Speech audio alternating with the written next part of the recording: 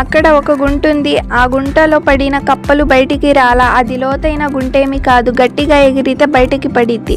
కానీ ఎప్పుడు కూడా ఆ గుంటలో పడిన కప్ప బయటపడలా.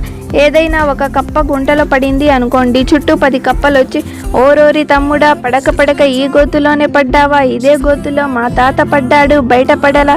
ఇదే గోతులో మా మావ పడ్డాడు, బయటపడలా. తమ్ముడా, ఇప్పుడు నువ్వు పడ్డావు, నీకు గోతి గండముంది, బయటపడే ఛాన్స్ లేదు అని చెప్పి అందరూ పైనుండి మాట్లాడుతూ ఉంటే ఇక ప్రయత్నం చేసే కప్ప కూడా ప్రయత్నం చేయకుండా ఆ గోతులోనే చచ్చిపోతుంది. ఇది అలవాటైపోయింది.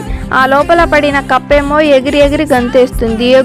ఎగురుతావేంటి, ఎంత ఎగిరినా నువ్వు బయటికి రాలేవు అని పైన ఉన్న కప్పలన్నీ చెప్తుంటే ఆ లోపల పడిన కప్ప ఇంకా ప్రయత్నం చేస్తూ ఎగిరి ఎగిరి గంతేస్తుంది.